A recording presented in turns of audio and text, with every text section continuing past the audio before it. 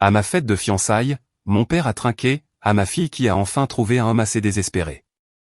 60 invités ont halté. J'ai calmement montré un document sur mon ordinateur portable. Le partenaire de mon père a laissé tomber son verre. À ma fille, qui a enfin trouvé un homme assez désespéré pour vouloir d'elle. Mon père a prononcé ces mots, son verre levé, un large sourire aux lèvres, alors que 60 invités nous fixaient lors de ma propre fête de fiançailles. La salle est tombée dans un silence de mort. Pas un silence poli. Le genre de silence où l'on peut entendre quelqu'un reprendre son souffle 3 tables plus loin. La main de mon fiancé s'est crispée sous la nappe. J'ai senti son corps commencer à se lever, mais j'ai tenu son bras, fermement. Je n'ai pas crié. Je n'ai pas pleuré. J'ai marché jusqu'au devant de la salle, j'ai ouvert mon ordinateur portable et j'ai projeté un seul document sur l'écran.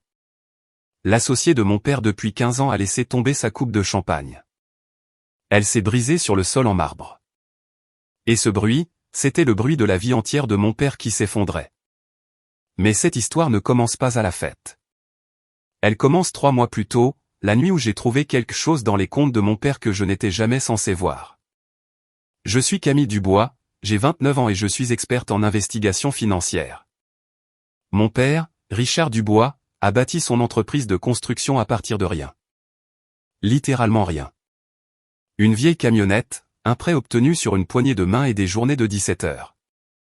À ma naissance, l'entreprise Dubois et Marchand BTP comptait 12 employés, une flotte de camions et une réputation dans notre ville qui faisait que les gens se tenaient un peu plus droit quand mon père entrait dans une pièce.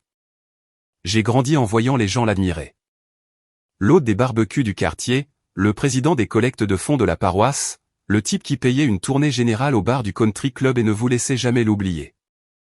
À la maison, cependant, les règles étaient différentes. Mon père ne frappait pas. Il n'en avait pas besoin. Il avait une voix qui pouvait vous faire sentir minuscule sans jamais dépasser le volume d'une conversation normale. J'avais 9 ans la première fois. Je m'en souviens clairement. CM1. J'ai rapporté un bulletin scolaire. Que des excellentes notes, avec un mot de la maîtresse disant que c'était une joie de m'avoir en classe. Je l'ai posé sur le comptoir de la cuisine comme si je présentais des preuves pour ma propre défense. Il l'a à peine regardé. De bonnes notes ne signifient pas que tu es intelligente, Camille. Les profs donnent ça quand ils ont pitié d'un gosse. Ma mère, Martine, était assise juste là. Elle a bu une gorgée de son café, n'a rien dit. C'était le système. Il coupait. Elle regardait. Je saignais en silence. Mais voici ce qui rendait la chose si confuse. Et c'est la partie que les gens ne comprennent pas à propos d'une telle enfance. Mon père n'était pas cruel tous les jours.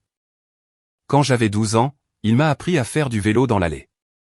Et quand j'ai finalement réussi à aller au bout de la rue sans tomber, il a dit, c'est ma fille, ça. Je me suis accroché à ces 4 mots pendant des années, je me les repassais en boucle quand les choses allaient mal. Ce n'est que bien plus tard que j'ai réalisé qu'il l'avait dit devant les marchands qui étaient venus dîner. Je performais bien. Il s'en attribuait le mérite. C'est la seule forme de fierté que mon père ait jamais eue, celle qui nécessite un public. Le schéma n'a pas changé en grandissant. Il est juste devenu plus sophistiqué. Remise des diplômes universitaires. J'ai fini avec une mention très bien en comptabilité et une mineure en droit pénal. J'avais cumulé 2 jobs étudiants pour maintenir ma moyenne. Mes mains tremblaient quand j'ai traversé l'estrade. Mes parents sont venus. Mon père portait son plus beau costume. Et au dîner qui a suivi, dans une brasserie chic que je ne pouvais pas me payer et qu'il avait choisi, il a passé 45 minutes à parler à mes amis de fac du dernier contrat municipal décroché par son entreprise. 45 minutes. Mes amis n'arrêtaient pas de me jeter des coups d'œil. Je continuais de sourire. Quand l'addition est arrivée, il a dit assez fort pour toute la table, « Eh bien, Camille, espérons que ce diplôme vaille plus que le papier sur lequel il est imprimé. » Tout le monde a ri parce que c'est ce qu'on fait quand Richard Dubois fait une blague. On rit. 1 an plus tard, j'ai décroché mon premier vrai poste dans un cabinet d'audit financier réputé. Un bon cabinet, une embauche compétitive. J'ai appelé mes parents pour partager la nouvelle. Ma mère a dit, « Félicitations ». Mon père a pris la ligne et a dit, « Espérons que tu ne les mettes pas en faillite ». J'ai ri. J'ai dit, merci, papa. J'ai raccroché. Je suis restée assise dans ma voiture sur le parking pendant 20 minutes. Vous savez quelle est la pire partie? Je pensais que c'était normal. Quand la cruauté est l'eau dans laquelle vous nagez, vous ne savez pas que vous vous noyez. Vous pensez que c'est juste le courant. Ce n'est qu'avec Nathan que quelqu'un m'a enfin tendu un miroir. Il l'a dit lors de notre 3e rendez-vous, après que j'ai raconté une anecdote drôle sur mon père faisant un discours au mariage de ma cousine où il avait plaisanté en disant que j'étais la prochaine si quelqu'un voulait bien de moi. Nathan n'a pas ri. Il a posé sa fourchette et m'a regardé. Camille, ce n'est pas normal. Tu le sais, n'est-ce pas? Je n'ai pas répondu, mais quelque chose s'est fissuré ce soir-là. Quelque chose de petit. Quelque chose qui allait finir par tout changer. J'ai rencontré Nathan Collin lors d'une conférence commune pour avocats et experts comptables à Lyon. Il présentait un exposé sur les litiges liés à la fraude financière. Je prenais des notes 3 rangs derrière. Il n'était pas tapa accent grave l'œil. Il ne dominait pas la pièce comme mon père. Nathan était le genre d'homme qui écoutait plus qu'il ne parlait. Et quand il parlait, chaque mot atterrissait exactement là où il le fallait. Stable, ancré, l'opposé de tout ce avec quoi j'avais grandi.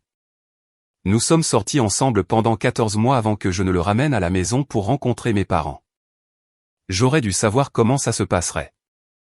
Mon père a ouvert la porte, a serré la main de Nathan et, en moins de 3 minutes, avait transformé le salon en salle d'interrogatoire. Où Nathan avait-il fait ses études? Quelle était sa fourchette de salaire? Venait-il d'une famille riche? Nathan a répondu à tout calmement. Pas de défensive, pas de posture, juste des réponses honnêtes et directes. Puis mon père s'est adossé à sa chaise et a dit, « J'espère que vous êtes patient, fils. Ma fille est du genre à avoir besoin d'être dirigée. » La pièce est devenue silencieuse. Ma mère a regardé ses mains. J'ai ouvert la bouche pour dire quelque chose, je ne sais même pas quoi, mais Nathan m'a devancé. Avec tout le respect que je vous dois, monsieur, Camille est la personne la plus capable que j'ai jamais rencontrée.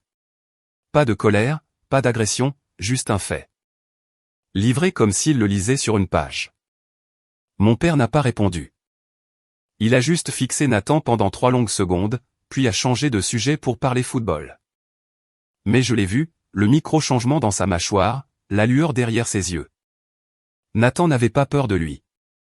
Et cela, je le réalise maintenant, était le début de la fin parce que tout le système de mon père dépendait du fait que tout le monde dans la pièce ait juste un petit peu peur. Et Nathan ne l'avait tout simplement pas.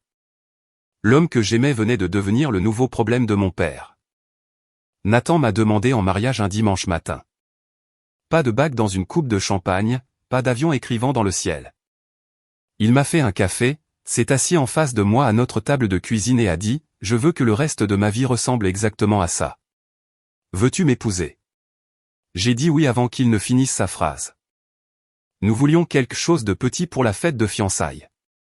15, peut-être 20 personnes. Nos amis, un jardin, du vin. Simple. Mon père avait d'autres plans. Il a appelé 2 jours après la demande. Je m'occupe de la fête, Camille. J'ai déjà réservé le château de Montclair. Le château? Un lieu qu'il utilisait pour ses événements d'entreprise. Service de voiturier, sol en marbre, écran de projection et système de sonorisation pour les présentations. Papa, on n'a pas besoin de tout ça. Nathan et moi pensions à quelque chose de décontracté. Il a ri. Les fiançailles de ma fille et tu veux des merguez dans le jardin? C'est moi qui paie. Laisse-moi faire. J'ai regardé Nathan. Il a secoué la tête lentement. Puis ma mère a appelé. Sa voix avait cette douceur exercée qu'elle utilisait quand elle voulait que je cède. Laisse-le faire ça, Camille. C'est ton père. Il essaie de faire quelque chose de gentil. Alors, j'ai cédé comme je cédais toujours, comme elle m'avait appris à céder. En une semaine, la liste des invités a gonflé à 60 personnes. J'ai fait défiler les noms sur mon téléphone. Ses amis du country club, ses contacts d'affaires, ses partenaires de golf, des gens dont je reconnaissais les noms de famille sur la liste des cartes de vœux de son entreprise. Mes amis? 8 au total. Ce n'était pas ma fête de fiançailles. C'était sa scène. Et je lui avais tendu le micro sans me battre. Je ne savais pas encore qu'il écrivait son toast depuis une semaine, et que ce qu'il avait écrit n'était pas une bénédiction. C'était une arme. La veille de la fête, Nathan et moi étions allongés au lit, lumières éteintes, fixant tous les deux le plafond. C'est ta fête, dit-il doucement. Pas la sienne. Tu peux encore changer le plan. Si je le contredis maintenant, il fera des 6 prochains mois un cauchemar. Tu ne le connais pas quand il est en colère. Nathan, passons juste cette soirée. Nathan est resté silencieux un long moment. Puis il s'est tourné vers moi. D'accord, mais j'ai besoin que tu entendes quelque chose. Je n'épouse pas ton père. Je t'épouse toi. Et à un moment donné, tu vas devoir décider où se trouve la limite. Il a embrassé mon front et a éteint la lampe. Je suis resté là dans le noir à réfléchir. Il y a une histoire que ma mère m'a racontée une fois quand j'avais 16 ans. Juste nous deux, en train de ranger après le repas de Noël. Elle a dit qu'au début de son mariage, peut-être la 2e ou 3e année, elle s'était opposée à mon père sur quelque chose. Elle n'a pas voulu dire quoi. Il a répondu en annulant sa carte bancaire. Pas temporairement, définitivement. Elle a dû lui demander l'argent pour les courses pendant les 8 mois suivants jusqu'à ce qu'il décide qu'elle avait retenu la leçon. Elle m'a raconté ça en essuyant une assiette, souriant comme si c'était une anecdote amusante sur la météo. Elle ne s'est plus jamais opposée à lui. Pas une seule fois, pas en 30 ans. Cette nuit-là, allongé près de Nathan, j'ai enfin compris ce qu'était vraiment cette histoire. Ce n'était pas un souvenir. C'était un avertissement. Ma mère me montrait le prix du silence et le coût de la prise de parole. J'ai regardé le plafond et j'ai pensé, si je ne trace pas la limite maintenant, je deviendrai elle. Souriant à travers la douleur, essuyant des assiettes, racontant un jour la même histoire à ma propre fille comme si c'était juste quelque chose qui arrivait. Je n'ai pas pu dormir après ça. Le soir suivant, vendredi, la veille de la fête, je suis passé chez mes parents pour déposer le plan de table. Mon père était dans son bureau, porte ouverte, lunettes de lecture sur le nez, écrivant quelque chose sur un bloc-notes jaune. « Papa, qu'est-ce que tu écris ?» Il n'a pas levé les yeux. « Mon toast. »« Ne t'inquiète pas pour ça. »« Je peux le lire ?» Là, il a levé les yeux, a souri. Le genre de sourire qui n'atteignait jamais plus loin que sa bouche. « Tu l'entendras demain avec tout le monde. » Quelque chose de froid a traversé ma poitrine. « Papa, c'est ma fête de fiançailles. Je pense que j'ai le droit de... » Camille. Sa voix a baissé d'un demi-ton, le ton d'avertissement, celui qui voulait dire arrête de parler. Fais-moi confiance, ma chérie. Tout le monde se souviendra de ce toast. Ma mère est apparue dans l'embrasure de la porte, tenant une tasse de thé. Elle a lu l'ambiance en une demi-seconde. Elle a toujours été douée pour ça et a détourné la conversation. Ton père fait toujours des discours merveilleux, chérie. Tu te souviens du départ en retraite de l'oncle Gio? Je me souvenais du dîner de retraite de l'oncle Gio il y a 4 ans. Mon père s'était levé devant 40 personnes et avait plaisanté en disant que Gio prenait sa retraite parce que plus personne n'avait besoin de lui, pas même sa femme. Gio avait ri. Tout le monde avait ri. La femme de Gio n'avait pas ri. C'était le don de mon père. Il pouvait vous éviscérer en public et faire passer ça pour de l'affection. J'ai quitté le bureau sans un autre mot. J'ai attrapé ma sacoche d'ordinateur dans la voiture. J'avais une date limite d'audit pour un client lundi matin et je devais finaliser des fichiers pendant le week-end. Le sac est allé dans le coffre. Apporte l'ordinateur à la fête, avait dit Nathan plus tôt. Tu pourras travailler pendant l'installation. Envoie le fichier avant le dîner. Une suggestion pratique, rien de plus. Cet ordinateur portable finirait par être la chose la plus importante que j'apporterais à cette fête. Mais aucun de nous ne le savait encore. Samedi matin, le jour de la fête. Je buvais du café et passais en revue les assignations de sièges quand la coordinatrice de l'événement a envoyé la liste finale des invités par email. Richard avait fait des ajouts de dernière minute. J'ai ouvert la pièce jointe, 62 noms. J'ai commencé à compter son groupe de golf, les Henderson du Country Club, 2 couples de son chapitre du Rotary, les Warren, son courtier en assurance et sa femme, un entrepreneur qu'il connaissait depuis 6 mois. 6 mois. Et l'homme était invité à ma fête de fiançailles. Gérard et Patricia Marchand. Table 1, devant et au centre, juste à côté de la famille. Mes amis de fac, mes collègues? Je les ai trouvés. Table 8, près de la cuisine. J'ai appelé mon père. Papa, où sont mes invités? Émilie, Jasmine, le groupe du travail? Ils sont à la table du fond. Il n'y avait pas de place devant, Camille. J'ai dû prioriser. Prioriser qui? Tes copains de golf. Sa voix s'est durcie. C'est une opportunité de réseautage, pas une soirée pyjama. Ne sois pas égoïste. J'ai raccroché. Mes mains tremblaient, pas de colère, mais de cette vieille impuissance familière d'être réorganisé par quelqu'un qui pense posséder chaque pièce dans laquelle il entre.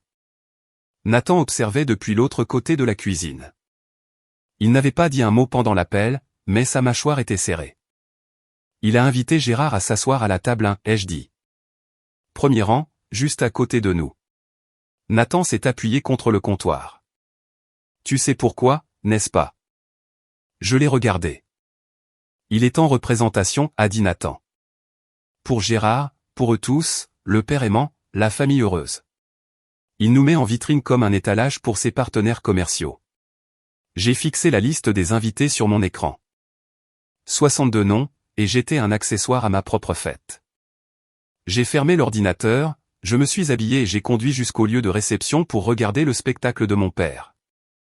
Je suis arrivé au château de Montclair 1 heure en avance pour aider à l'installation.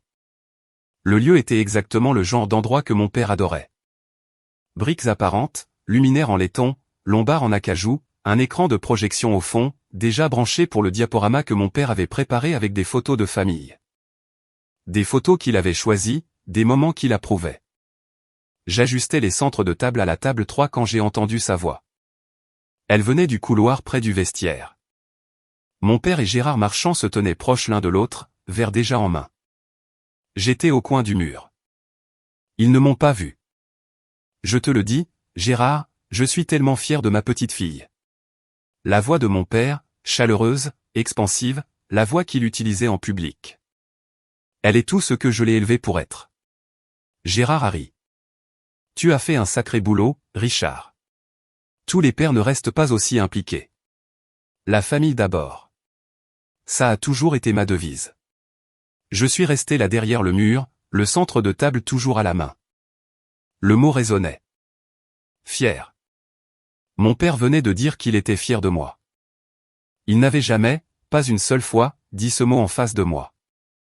Pas à la remise des diplômes, pas quand j'ai eu mon diplôme d'expert comptable, pas même une fois en 29 ans, mais ici, dans un couloir, à l'homme dont il volait l'argent, c'est là que vivait ce mot.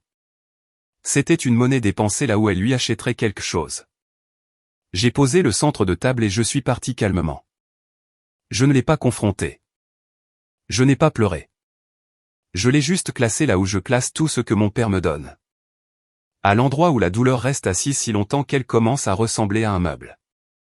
Ce que je ne savais pas encore, c'était ceci, Gérard Marchand, l'homme qui se tenait là en qualifiant mon père de père formidable, perdait discrètement des centaines de milliers d'euros au profit de l'homme à qui il portait un toast. Et j'en avais la preuve sur mon ordinateur portable dans le coffre de ma voiture. Laissez-moi revenir en arrière.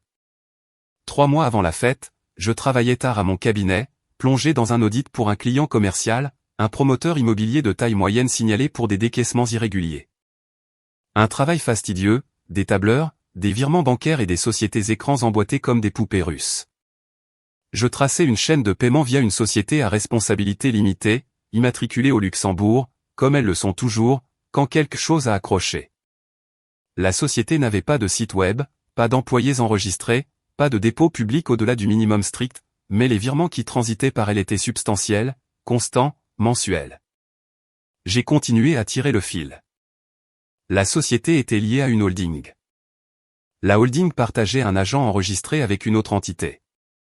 Et cette entité, enterrée 3 couches plus bas derrière assez de paperasse pour vous faire saigner les yeux, était connectée à un nom que je reconnaissais, Dubois et Marchand BTP, l'entreprise de mon père. J'ai fixé l'écran. Mon café a refroidi. Le bureau était vide. Tout le monde était parti depuis des heures. L'équipe de nettoyage passait l'aspirateur au bout du couloir. Ma formation a pris le dessus avant que mes émotions ne le puissent. Les experts en fraude certifiés ont une obligation. Si nous découvrons des preuves de fraude financière au cours de notre travail, nous n'avons pas le droit de détourner le regard. Ce n'est pas optionnel. C'est le job. Mais c'était mon père. J'ai sauvegardé les fichiers, fermé l'ordinateur, conduit jusque chez moi, suis resté assise dans ma voiture dans l'allée pendant 10 minutes, moteur coupé, main sur le volant. Puis je suis entré, j'ai ouvert un nouveau dossier sur mon ordinateur personnel et je l'ai nommé Projet Atlas. Au cours des semaines suivantes, j'ai travaillé dessus après les heures de bureau, seul, traçant chaque transaction, documentant chaque écart, construisant le genre de rapport que je construis pour mes clients. Sauf que cette fois, le sujet était l'homme qui m'avait élevé. Je n'en ai parlé à personne. Pas encore. 2 semaines plus tard, je l'ai dit à Nathan. Pas parce que je le voulais, mais parce que je ne pouvais plus porter ça seul. Je me réveillais à 3 heures du matin en fixant le plafond, faisant tourner les chiffres dans ma tête, remettant en question chaque entrée de ce dossier. L'auditrice en moi savait ce que les données montraient. La fille en moi continuait de chercher une autre explication. Il n'y en avait pas. J'ai assis Nathan à la table de la cuisine un mardi soir. Je lui ai montré le résumé. Il l'a lu lentement, comme les avocats lisent tout. Une fois pour le contenu, une fois pour les implications. Quand il a fini, il a levé les yeux. Combien? Difficile à dire sans accès complet, mais basé sur ce que je peux tracer, c'est significatif. Sur une décennie. Il a posé les papiers. Qu'est-ce que tu veux faire avec ça? Je ne sais pas. C'est mon père. Nathan a hoché la tête. Il n'a pas poussé, n'a pas fait la morale, n'a pas dit ce que toute personne raisonnable aurait dit, à savoir, ton père est un voleur. Au lieu de cela, il s'est penché en avant et a dit la chose qui comptait le plus. Il vole aussi un homme qui lui fait confiance. Gérard est son associé depuis 15 ans. J'ai regardé la table, le grain du bois, la tache ronde laissée par ma tasse de café. Quoi que tu décides, a dit Nathan, je suis avec toi. Mais ne garde pas ça pour toi trop longtemps. Gérard mérite de savoir. J'étais d'accord. Mon plan était clair. Finir l'audit, compiler le rapport complet, passer la fête de fiançailles. Puis lundi matin, j'enverrai le rapport directement à Gérard, en face à face si possible, propre, professionnel, pas de drame, pas de scène. Juste la vérité. Livrée comme je la livre à n'importe quel client. Apporte l'ordinateur à la fête, avait dit Nathan quelques jours plus tard. Tu as cette échéance lundi de toute façon. C'était une suggestion pratique, raisonnable, le genre de choses qui faisait tout à fait sens à l'époque. Mon père, bien sûr, avait ses propres plans pour cette soirée, et ils ont entièrement changé les miens. Samedi soir, 18h30. Le château de Montclair ressemblait à une page de magazine, des bougies sur chaque table, des arrangements d'orchidées blanches, un quatuor à cordes dans le coin jouant quelque chose de doux et classique que je ne pouvais nommer. Mon père s'était surpassé. C'était le truc avec Richard Dubois. Quand il performait sans faille. Nathan et moi sommes arrivés ensemble. Je portais une robe en soie crème que j'avais achetée spécifiquement pour ce soir. Nathan était en costume bleu marine, sa main stable dans le bas de mon dos alors que nous franchissions les doubles portes. Mon père nous a accueillis dans le foyer. Il travaillait déjà la salle, champagne en main, poignée de main prête. La voilà. Elle a ouvert les bras. Voilà ma magnifique fille. Il m'a serré dans ses bras, a tenu l'étreinte 3 secondes entières. Son eau de colonne était forte et chère. Mon corps s'est rigidifié. Mon père ne m'avait jamais appelé magnifique. Pas au bal de promo, pas à la remise des diplômes, pas en 29 ans de vie sous son toit, mais ici, devant les invités qui arrivaient, devant Gérard et Patricia Marchand qui donnaient leur manteau au vestiaire, j'étais soudain sa magnifique fille. Je l'ai serré en retour parce que fait-on d'autre? Gérard m'a serré la main chaleureusement. Félicitations, Camille. Ton père n'a pas arrêté de parler de cette fête depuis des semaines. Merci, monsieur Marchand. Je suis contente que vous soyez là. Et je le pensais, bien que pas de la manière qu'il croyait. Nathan a pressé ma main sous la table une fois que nous nous sommes assis. Je me suis penché vers lui et j'ai chuchoté, il est en représentation. Nathan a chuchoté en retour, je sais. Respire juste. J'ai regardé autour de la salle, 60 visages, des bougies vacillantes, du vin qui coule, mon père passant de table en table comme un candidat en campagne électorale. Serrant des mains, tapant sur des épaules, riant de son grand rire. C'était sa soirée, pas la mienne. Pas encore. Le dîner a été servi à 19h15. Mon père avait arrangé le plan de table, donc il était en bout de table, table 1, avec Gérard et Patricia à sa droite, ma mère à sa gauche, et Nathan et moi en face d'eux, comme un tribunal. La nourriture était excellente, le vin était cher, et mon père était en grande forme. Quelque part entre la salade et le plat principal, il a commencé à raconter des histoires. Pas sur Nathan et moi, sur moi. Les plus grands succès des échecs de Camille, reconditionnés en comédie. Est-ce que je vous ai raconté la fois où Camille a raté son permis de conduire? 3 fois. Il a levé 3 doigts. Des rires ont parcouru la table. Et la cuisine? Oh mon Dieu! La cuisine. Elle a failli brûler la maison en faisant des œufs brouillés. Des œufs brouillés. Plus de rire. Puis il s'est penché, conspirateur, comme s'il partageait un secret. Et son premier petit ami, comment il s'appelait? Camille? Kevin? Kyle? Il a tenu environ 4 mois avant de prendre ses jambes à son cou. La table a ri. Ma mère a ri. Même des gens qui ne me connaissaient pas ont ri parce que mon père avait ce don. Le don de faire sonner la cruauté comme de la chaleur. J'ai souri. Le sourire automatique. Celui que je pratiquais depuis que j'avais 9 ans. Nathan n'a pas souri. Sa main a trouvé la mienne sous la table et l'a tenue. De l'autre côté de la table, Patricia Marchand a légèrement incliné la tête.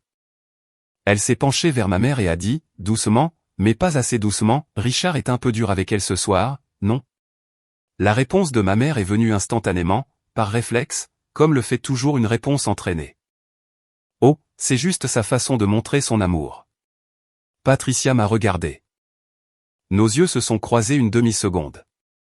Elle n'a rien dit d'autre, mais je pouvais le voir, la reconnaissance, l'alarme silencieuse d'une femme qui sait exactement ce qu'elle regarde. Elle m'a dit plus tard, j'ai su à ce moment-là. Je ne savais juste pas à quel point ça allait empirer. 20h15. Assiette à dessert débarrassée. Le quatuor à cordes s'est tu. Mon père s'est levé. Il a boutonné sa veste, a pris une cuillère, a tapoté 3 fois contre sa coupe de champagne. La salle s'est tue de cette manière exercée. La manière dont les gens se taisent pour un homme qu'ils ont appris à écouter.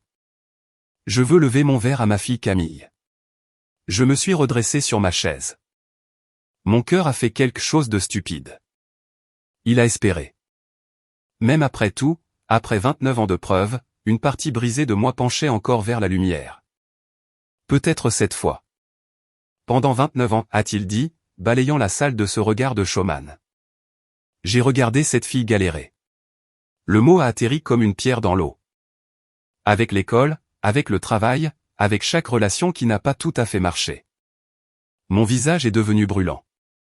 Je pouvais sentir 60 paires d'yeux se tourner vers moi. Je vais être honnête, il y a eu des moments où je n'étais pas sûr que quelqu'un resterait assez longtemps pour la comprendre. Quelques rires inconfortables, verre tenu en l'air, puis il a levé sa flûte de champagne. A souri de son plus grand sourire et a délivré la phrase qu'il écrivait depuis toute la semaine. Alors ce soir, je veux porter un toast à Camille, qui a enfin trouvé un homme assez désespéré. Il a ri. Un grand rire généreux de Richard Dubois. Personne ne l'a rejoint. Le silence qui a suivi a été le son le plus fort que j'ai jamais entendu. 60 personnes figées, fourchettes posées, yeux écarquillés. Une femme à la table 4 a couvert sa bouche de sa main. Gérard Marchand fixait son assiette. La main de Patricia est allée sur le bras de son mari. Tout le corps de Nathan s'est tendu à côté de moi. J'ai senti son poids changer. Sa chaise a commencé à bouger. J'ai posé ma main sur son bras, ferme, stable. Non, elle chuchotait. Je gère. Le silence a perduré. Quelques personnes aux tables du fond ont levé leur verre par pur malaise, la mémoire musculaire prenant le pas sur le jugement. La plupart ne l'ont pas fait. Marc, le témoin de Nathan, a posé son verre sur la table délibérément, comme s'il faisait une déclaration. Il a secoué la tête une fois. Lentement. Hélène Collin, la mère de Nathan, s'est tourné et a regardé directement ma mère. L'expression sur son visage n'était pas de la colère. C'était de l'incrédulité. Pure, non diluée. Ma mère a détourné le regard. Mon père restait là, verre toujours levé, lisant la salle. Il était assez intelligent pour sentir la température chuter. Mais Richard Dubois n'avait jamais reculé devant une salle de sa vie, alors il a surenchéri. « Oh, allez, dit-il, souriant plus large. C'est une blague. Camille sait que je l'aime. » Il s'est tourné vers moi, les yeux brillants de cette chaleur manufacturée. « Pas vrai, ma chérie ?» 60 personnes me regardaient. Je regardais mon père. 5 secondes ont passé. 5 secondes, c'est long quand personne ne respire. Puis je l'ai dit, calmement. Clairement. 3 mots. Assieds-toi, papa. Son sourire a vacillé. Juste une fissure. Camille, ne sois pas dramatique. J'ai dit assieds-toi. Ma voix n'a pas monté. Je n'en avais pas besoin. La salle était si silencieuse qu'un murmure aurait porté jusqu'au mur du fond. Mon père m'a fixé. Pendant une horrible seconde électrique, j'ai cru qu'il allait argumenter. Sa bouche s'est ouverte, puis fermée. Il a regardé autour de lui, cherchant un allié, un rire, n'importe qui, et n'a rien trouvé. Juste 60 visages le regardant comme des témoins. Il s'est assis. C'était la première fois de toute ma vie que mon père faisait ce que je lui disais de faire. J'ai reculé ma chaise, je me suis levé, j'ai lissé le devant de ma robe et j'ai marché calmement, d'un pas régulier, sans précipitation, jusqu'au devant de la salle. J'avais un ordinateur portable dans mon sac et un fichier qui attendait ce moment sans qu'aucun de nous deux ne le sache. La marche de la table 1 au devant de cette salle faisait peut-être 10 mètres. Ça a semblé durer 1 kilomètre. Je pouvais sentir chaque paire d'yeux me suivre, le bruissement des serviettes, quelqu'un s'éclaircissant la gorge, une chaise grinçant alors que quelqu'un bougeait pour mieux voir. Ma sacoche d'ordinateur était sous la table audiovisuelle près de l'écran de projection. Je l'avais cachée là pendant l'installation, prévoyant d'envoyer mon fichier du lundi pendant le cocktail. Je n'en avais pas eu besoin alors, j'en avais besoin maintenant. J'ai dézippé le sac, ouvert l'ordinateur. Mes mains étaient stables, mon cœur ne l'était pas. La voix de mon père est venue de derrière moi. Tranchante. Camille, qu'est-ce que tu fais? Je ne me suis pas retourné. J'ai branché le câble HDMI dans le port du projecteur, le même projecteur que mon père avait installé pour son diaporama de famille. Des photos de vacances qu'il avait choisies, des fêtes qu'il avait mises en scène, une compilation des meilleurs moments d'une famille qui n'existait pas. L'écran s'est allumé. J'ai ouvert le dossier. Projet Atlas. Puis je me suis tourné pour faire face à la salle. 60 personnes. Ma mère agrippant sa serviette. Nathan se tenant maintenant 3 pas derrière moi. Gérard Marchand à la table 1, ses lunettes de lecture toujours perchées sur son nez après avoir consulté le menu des desserts. Mon père vient de dire à 60 personnes qu'aucun homme ne voudrait m'épouser volontairement, ai-je dit. Ma voix était égale, professionnelle, le même ton que j'utilise quand je présente des conclusions à un client. Je pense qu'il est juste que ces mêmes 60 personnes sachent qui est vraiment mon père. J'ai cliqué sur le fichier pour l'ouvrir. La première page a rempli l'écran. Fond blanc, texte noir, un en-tête qui disait « Synthèse d'audit financier, transfert de fonds non autorisés, Dubois et Marchand BTP ». La coupe de champagne de Gérard Marchand a commencé à s'incliner dans sa main. Je n'ai pas préparé de discours. Je n'en avais pas besoin. Ceci est un rapport d'audit financier que j'ai compilé au cours des 3 derniers mois, ai-je dit. Il documente un schéma de transfert de fonds non autorisés depuis l'entreprise que mon père codétient avec monsieur Gérard Marchand. J'ai fait défiler jusqu'à la page de résumé. 3 colonnes, date, montant, compte de destination. Une décennie de transactions étalées dans le format propre et clinique que j'avais été formé à produire. Les chiffres parlaient d'eux-mêmes. Mon père a bondi sur ses pieds. Sa chaise a raclé le sol en marbre avec un bruit qui a fait sursauter 2 personnes. C'est ridicule. Sa voix était forte maintenant. Forte d'une manière qu'elle n'était jamais en public. La voix intérieure se fissurant pour montrer ce qui vivait en dessous. Tu ne sais pas de quoi tu parles. Je me suis tourné et je l'ai regardé directement. Pour la première fois en 29 ans, j'ai regardé mon père sans cligner des yeux. Papa, je suis expert comptable spécialisé en fraude. C'est littéralement mon métier. La salle n'a pas halté. C'était pire que ça. Elle a juste absorbé. 60 personnes traitant l'information en même temps. Je pouvais voir l'onde de choc traverser les tables. Les yeux écarquillés, les mains cherchant les téléphones, les couples se penchant l'un vers l'autre pour chuchoter. Puis le bruit, verre sur marbre, net, final. La flûte de champagne de Gérard Marchand a glissé de ses doigts et s'est brisée sur le sol.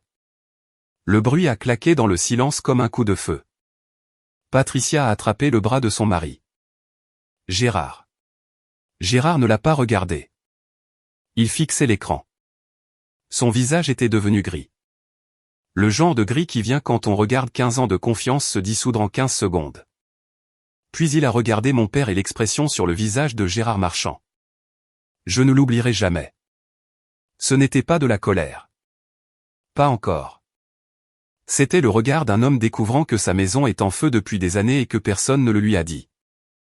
Mon père a bougé vite. Il le faisait toujours quand les murs se refermaient. Il s'est avancé vers Gérard, les deux paumes levées, la pose du pacificateur. Gérard, écoute-moi. Elle ment. Elle est en colère. J'ai fait une blague qu'elle n'a pas aimée. Et maintenant elle invente des choses pour m'humilier. Gérard a levé une main. Ne s'est pas levé. N'a pas crié. Juste une main, paume vers l'extérieur. La façon dont on arrête la circulation. Ne. Un mot. Mais sa voix tremblait. Et ce simple tremblement portait plus de poids que tout ce que mon père avait dit de toute la soirée. Gérard a plongé la main dans la poche de sa veste et a sorti son téléphone. Il a composé un numéro juste là, à la table 1, devant chaque personne dans cette salle. Sa voix était basse mais assez claire pour que les tables voisines entendent. Raymond, c'est Gérard. J'ai besoin de toi au bureau lundi matin. À la première heure. C'est au sujet du partenariat. Il a raccroché. A posé le téléphone sur la table. N'a plus regardé mon père. Richard a pivoté vers ma mère. Son sang-froid se fissurait maintenant visiblement, en temps réel, comme de la glace sous un poids. Martine, dis-leur qu'elle a perdu la tête. Dis-leur. Ma mère était assise parfaitement immobile. Ses mains étaient croisées sur la table. Ses yeux étaient sur son assiette. Elle n'a rien dit. Le même silence qu'elle m'avait donné pendant 29 ans. Elle le lui a finalement donné à lui. Et pour la première fois, son silence n'était pas une protection. C'était une permission. Des chaises ont commencé à racler le sol. Les invités aux tables du fond se sont levés calmement, attrapant manteau et sac à main. Pas de sortie dramatique, juste le retrait lent et indubitable de gens qui ne voulaient plus être dans la pièce. Nathan s'est avancé à côté de moi. Il n'a pas dit un mot, a juste placé sa main doucement entre mes omoplates. Puis une voix est venue de la table 2. Hélène Collin, la mère de Nathan, s'est levée. Elle a marché jusqu'à moi, a pris mes deux mains dans les siennes et a dit « Je suis fière de toi, ma chérie ». 4 mots. Les 4 mots exacts que j'avais attendu d'entendre de mon père toute ma vie, ils venaient de la mère de quelqu'un d'autre, et cela, d'une certaine manière, leur donnait encore plus de sens. Gérard s'est levé lentement. Il s'est stabilisé d'une main sur la table, pas parce qu'il était faible, mais parce qu'il se retenait d'exploser. Il a marché vers mon père. Les deux hommes se tenaient face à face devant 60. Non, peut-être 50 personnes maintenant. Certains s'étaient déjà éclipsés. Des témoins. 15 ans, Richard. La voix de Gérard était calme, contrôlée, la voix d'un homme choisissant ses mots parce qu'il sait qu'une salle pleine de gens se souviendra de chacun d'eux. 15 ans que je te faisais confiance. Mon père a commencé à parler vite. Gérard, laisse-moi expliquer. Il y a un contexte. Les transferts étaient. C'est une restructuration. Mon comptable a conseillé ton comptable. Gérard a presque ri. Presque. Ta fille est expert comptable judiciaire, Richard, et elle vient de me montrer ce que ton comptable cachait. Mon père a ouvert la bouche. Rien n'est sorti. Gérard a ajusté sa veste, redressé sa cravate. Puis il a dit calmement et précisément, mon avocat te contactera lundi matin. Ne m'appelle pas. Ne viens pas au bureau. Ne me contacte pas. Il s'est tourné vers Patricia. Elle était déjà debout, manteau sur le bras, prête. Ils étaient mariés depuis 35 ans. Elle savait quand il était temps de partir. Mais Patricia s'est arrêtée. Elle a marché vers moi, a pris ma main et l'a serrée. Merci d'avoir dit la vérité, Camille. Je sais ce que ça t'a coûté. J'ai hoché la tête. Ma gorge était trop serrée pour parler. Les marchands sont sortis par les doubles portes. La salle les a regardés partir. Personne n'a essayé de les arrêter. Personne n'a dit au revoir à Richard. Mon père se tenait seul au centre de la pièce. Le projecteur brillait toujours derrière lui, projetant le résumé de l'audit dans son dos comme une ombre dont il ne pouvait se défaire. Une par une, les tables se sont vidées, les manteaux ont été récupérés, les voitures ont démarré sur le parking. Pas une seule personne ne s'est arrêtée pour lui serrer la main en sortant. À 21h, la salle était presque vide. Le quatuor à cordes avait remballé il y a 20 minutes. Le personnel de service se déplaçait silencieusement entre les tables, débarrassant les assiettes d'un dîner que personne n'avait fini. Ma mère était assise à la table 1. Même siège, même posture. Elle n'avait pas bougé depuis 45 minutes. Mon père se tenait près du bar, veste enlevée, cravate desserrée. Il tenait un verre de whisky qu'il n'avait pas bu. J'ai fermé mon ordinateur, débranché le câble HDMI, glissé l'ordinateur dans mon sac. Mes mains tremblaient maintenant, pas pendant, mais après. L'adrénaline partait, et ce qu'elle laissait derrière était quelque chose de plus lourd. J'ai marché vers le centre de la pièce. Mon père m'a regardé. Ses yeux étaient rouges. Je ne sais pas si c'était de la rage ou quelque chose de plus profond. Peut-être les deux. Tu viens de détruire ton propre père, a-t-il dit. J'ai soutenu son regard. Non, papa. Tu t'es détruit toi-même. J'ai juste arrêté de te couvrir. Pour une blague? Tu as fait ça pour une blague? Ce n'est pas à propos du toast, et tu le sais.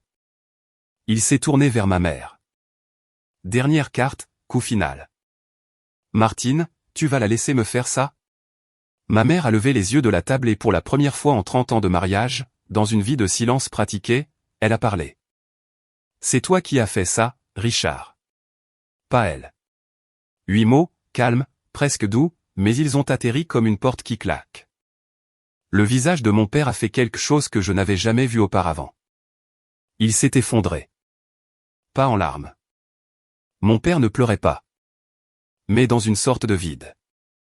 Le regard d'un homme qui n'a plus personne à blâmer. J'ai ramassé mon sac. Nathan était près de la porte, tenant mon manteau. Au revoir, papa, ai-je dit. Il n'a pas répondu. Je suis sorti du château de Montclair la main dans celle de Nathan. L'air de novembre était vif et propre. Je l'ai inspiré profondément, pleinement, comme si j'avais été sous l'eau pendant 29 ans et que je venais de percer la surface. Mes mains tremblaient encore. Ce n'était pas une victoire. C'était un deuil portant un autre manteau. Mais c'était fait. Lundi est arrivé vite. L'avocat de Gérard, Raymond Stein, était au bureau de Dubois et Marchand à 8h du matin avec une ordonnance du tribunal pour un audit complet des comptes de l'entreprise menée par un cabinet tiers indépendant, pas moi. Mon rapport était le catalyseur, mais le processus devait être propre. Je comprenais ça. Je voulais ça. Mardi, la nouvelle avait voyagé comme elle le fait toujours dans les petites communautés, par des appels téléphoniques qui commencent par « tu as entendu » et finissent par « j'ai toujours pensé que quelque chose clochait ». R. Richard Dubois a été radié de la liste des membres du Country Club. Pas suspendu. Radié. 22 ans de cotisation, de galas de charité et de tournois de golf, disparu en un seul vote du conseil. L'homme qui payait des tournées à tout le bar ne pouvait plus passer l'accueil. Mercredi, 3 des contacts d'affaires qui s'étaient assis à ces tables soigneusement arrangées le samedi soir avaient discrètement coupé les ponts. Pas de déclaration publique, juste des appels non retournés, des déjeuners annulés, l'effacement lent et délibéré qui se produit quand les gens décident que vous ne valez plus l'association. La nouvelle n'a pas fait le journal. Elle n'en avait pas besoin. Dans une communauté de cette taille, la fête elle-même était la une. 60 témoins, ces 60 versions de l'histoire se propageant vers l'extérieur comme des ondes. Mon père m'a appelé 11 fois cette semaine-là. Je n'ai pas décroché, pas une seule fois. Le 12e appel est allé sur la messagerie. Je l'ai écouté une fois. Camille, tu dois arranger ça. Rappelle-moi maintenant. Encore en train de donner des ordres, même maintenant. J'ai supprimé le message vocal et posé mon téléphone sur le comptoir, écran vers le bas. Nathan préparait le dîner. Il m'a regardé, mais n'a pas demandé qui appelait. Il n'en avait pas besoin. L'homme qui contrôlait chaque pièce dans laquelle il entrait ne pouvait pas faire répondre sa propre fille au téléphone. Et pour la première fois de ma vie, ce silence était le mien à donner, pas le sien à prendre. L'audit indépendant a pris 6 semaines. Quand le rapport final est tombé, il a confirmé tout ce qu'il y avait dans mon dossier et plus encore, 837 000 €. C'était le total siphonné via des sociétés écrans sur une période de 10 ans. Des transferts mensuels assez petits pour éviter de déclencher des alertes automatiques, assez gros pour financer un style de vie qui n'était pas celui de Richard Dubois pour financer la maison de campagne, le bateau, l'adhésion au country club qu'il n'avait plus. Gérard a déposé une plainte au civil en janvier pour manquement à l'obligation fiduciaire, fraude et détournement d'actifs sociaux. Son avocat a dit à Nathan, officieusement, d'avocat à avocat, qu'un renvoi au pénal devant le procureur de la République était à l'étude. Mon père a engagé un avocat de la défense, un bon, mais les bons avocats coûtent cher, et les liquidités de mon père étaient gelées en attendant l'issue de l'affaire civile. Il a brûlé ses économies personnelles en 2 mois. En mars, l'activité de Dubois et Marchand BTP a été suspendue, les opérations arrêtées, les contrats annulés. Les 12 employés dont mon père avait l'habitude de se vanter touchaient le chômage. Puis la maison de campagne a été mise en vente. J'ai vu l'annonce en ligne. La même maison où mon père organisait les barbecues du 14 juillet. Où il tenait court sur la terrasse arrière avec une bière à la main, racontant à tous ceux qui l'écoutaient comment il avait tout bâti à partir de rien. Il s'avère qu'une grande partie de ce tout appartenait à Gérard. Nathan m'a montré l'annonce un soir.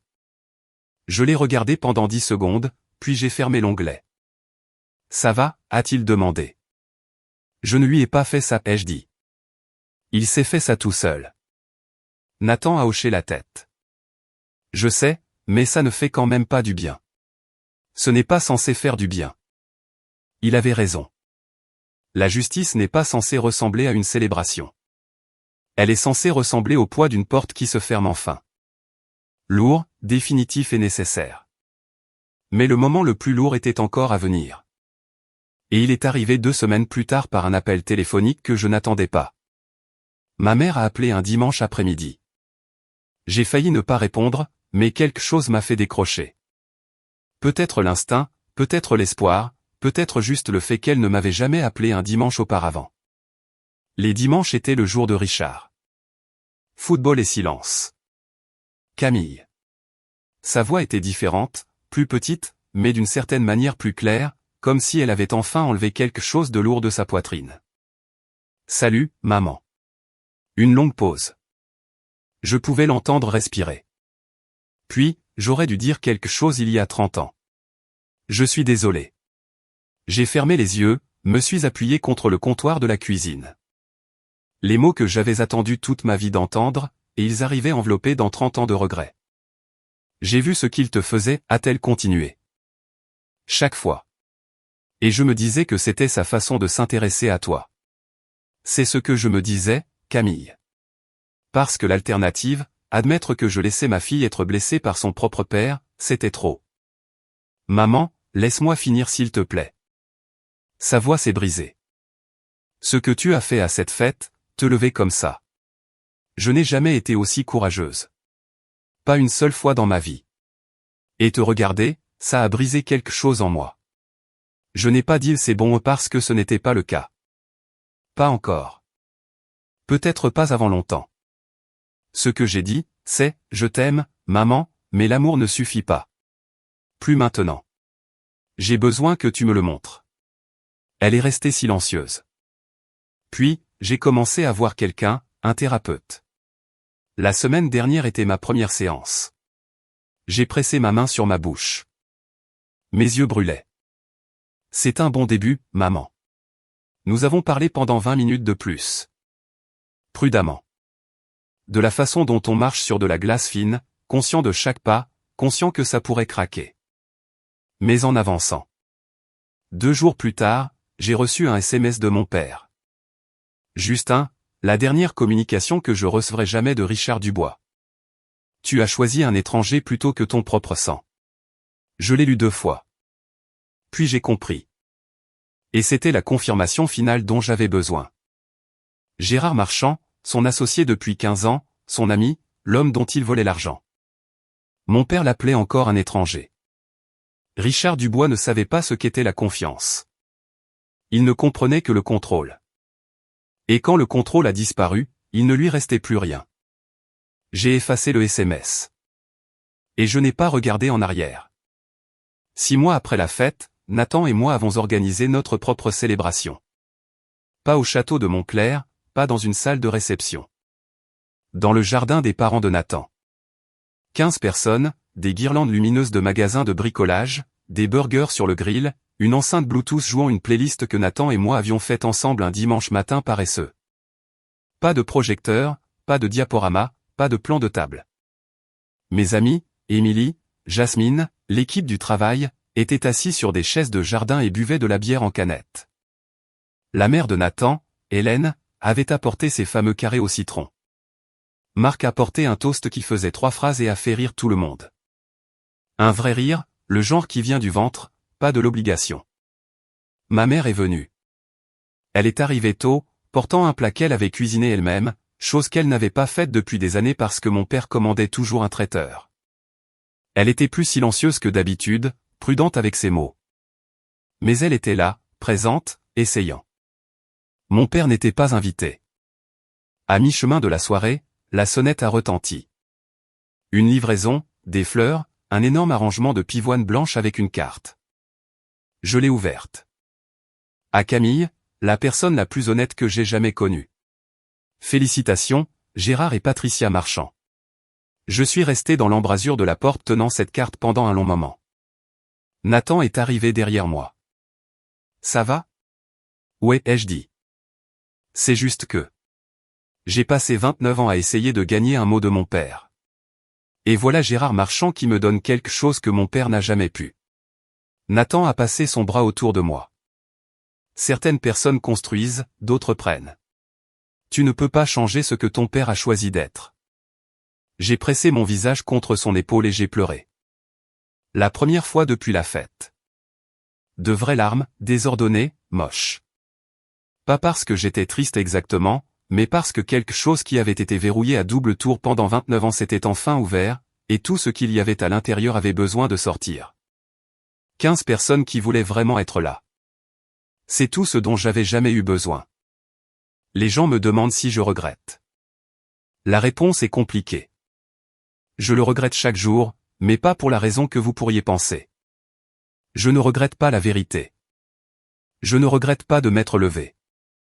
Je regrette que mon père m'ait mise dans une position où j'ai dû choisir entre la loyauté et l'honnêteté.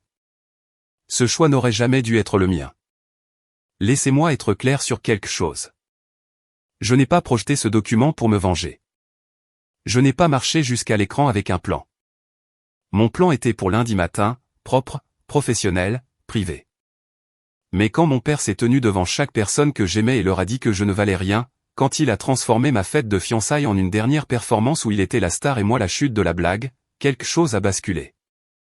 Pas de la colère, quelque chose de plus profond, la réalisation que si je m'asseyais et avalais ça, j'avalerais tout pour toujours. J'étais fatigué d'avaler. La vérité est que j'avais été silencieuse sur 2 choses. Comment mon père me traitait et ce que mon père avait fait à Gérard. Et à ce moment-là, j'ai compris que le silence était le même. Le silence sur les abus et le silence sur la fraude venaient du même endroit. La peur. La peur de perdre un père qui n'a jamais vraiment été le mien pour commencer. Le silence n'est pas de la loyauté. Le silence est une complicité. J'ai appris ça lors d'un dîner en regardant ma mère plier sa serviette et sourire. Si vous écoutez ceci et que quelque chose vous semble familier. Si vous savez ce que c'est que de s'asseoir à une table et de se faire tout petit pour que quelqu'un d'autre puisse se sentir grand, je ne vais pas vous dire quoi faire. Ce n'est pas ma place. Mais je vais vous dire ceci. Poser une limite avec votre famille ne signifie pas que vous ne les aimez pas. Cela signifie que vous vous aimez assez pour dire « je n'accepterai plus ça ». Et parfois, c'est la phrase la plus courageuse qu'une personne puisse prononcer. Voici où j'en suis maintenant. Nathan et moi nous marions le mois prochain. Petite cérémonie, 30 invités, chacun d'eux choisi par nous. Personne ne s'est porté volontaire pour reprendre l'organisation. Personne n'en avait besoin. Ma mère est toujours en thérapie. On se parle une fois par semaine, parfois deux. C'est prudent, ces conversations, comme réapprendre à marcher après une longue période en fauteuil roulant. Elle n'est pas la mère dont j'avais besoin quand j'avais 9 ans, mais elle essaie d'être la mère dont j'ai besoin maintenant, et j'apprends à la laisser faire. L'affaire civile de Gérard avance devant les tribunaux. Je ne suis pas les détails. J'ai fait ma déposition le mois dernier. Professionnel, factuel, sans émotion, juste les chiffres. Les chiffres suffisent. Richard a vendu la maison de campagne. J'ai entendu par un cousin qu'il loue un appartement dans l'est de la ville, seul. Martine a emménagé chez sa sœur en février. Mon père ne m'a pas contacté depuis ce SMS. Je ne m'attends pas à ce qu'il le fasse. L'homme qui a passé 29 ans à contrôler chaque conversation a finalement rencontré celle qu'il ne pouvait pas gérer. Je ne suis pas une héroïne. Je veux que vous sachiez ça. Je ne suis pas une guerrière qui a planifié la chute parfaite. Je suis une femme qu'on a poussée trop loin le mauvais soir et qui se trouvait avoir les preuves pour riposter. C'est toute l'histoire.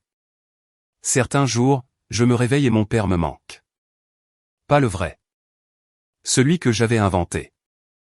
La version qui m'a appris à faire du vélo et qui le pensait. La version qui disait le fier et qui ne jouait pas la comédie. Ce père n'a jamais existé. Mais le chagrin est réel. Si vous regardez ceci et que vous savez ce que c'est que de faire le deuil de quelqu'un qui est encore en vie. Je vous vois et j'espère que vous le savez, vous avez le droit d'avoir du chagrin et d'avancer en même temps. Je ne suis pas une héroïne. Je suis juste quelqu'un qui a enfin dit la vérité. Et la vérité, il s'avère, était suffisante.